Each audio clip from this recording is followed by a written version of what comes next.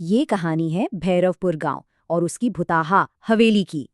भैरवपुर की उस वीरान हवेली के बारे में कहते हैं कि वहां से एक डरावनी चेतावनी गूंजती थी। कहानी की शुरुआत होती है रीना से, जिसने अपनी बहादुरी साबित करने के लिए एक शर्त मान ली। लेकिन अंदर दीवार पर उसकी परछाई के साथ एक और साया चल रहा था। उसने आवाज लगाई, पर जवाब में सिर्फ वो धीमी आहट थी जो धीरे धीरे पास आ रही थी। जल्द ही ये दहशत सिर्फ हवेली तक नहीं रही, पूरा गांव उस आहट को सुनने लगा था। गांव का नाई रघु एक रात जब घर लौट रहा था तो उसे चमकती हुई हरी आंखें दिखीं और कानों में एक डरावनी फुसफुसाहट। अगली सुबह रघु पागल हो चुका था।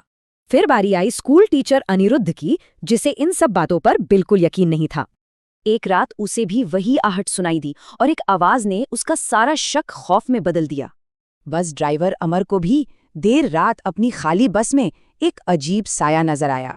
लेकिन पीछे देखने पर सीट खाली थी, पर एक सर्द आवाज ने उसके अंजाम की पुष्टि कर दी। इस खौफ से तंग आकर रीना, अनिरुद्ध और एक पुलिस अफसर ने सच का पता लगाने का फैसला किया। अंधेरे तहखाने में उतरते ही उन्हें दीवार पर खून से लिखा एक पैगाम दिखा। ये उन सबको सताने वाली आत्मा की तरफ से एक खौफनाक चेतावनी थी। तभी एक कोने से एक औरत का साया सामने आया। उसकी आवाज में सदियों का गुस्सा और दर्द था। उसने अपनी पहचान बताई, ललिता, करीब 1 सदी पहले इस हवेली की मालकिन। उसने अपने लालची पति के हाथों अपनी खौफनाक मौत का सच बताया और उसने ये साफ कर दिया कि उसका बदला लेने वाला ये श्राप कभी खत्म नहीं होगा। इस खौफ को खत्म करने के लिए उन्होंने पूरी हवेली को आग लगा दी और कुछ वक्त के लिए सब ठीक भी हो गया। भैरवपुर में एक धोखा देने वाली खामोशी छा गई। लेकिन ये शांति ज्यादा दिन नहीं टिकी। कुछ रातों बाद रीना अकेले पढ़ाई कर रही थी और तभी उसे फिर से वही आवाज सुनाई दी, कदमों की वही धीमी जानी पहचानी आहट।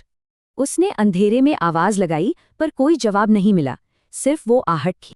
तो सवाल ये है कि असली भूत वो आत्मा है या वो डर जो वो पीछे छोड़ जाती है।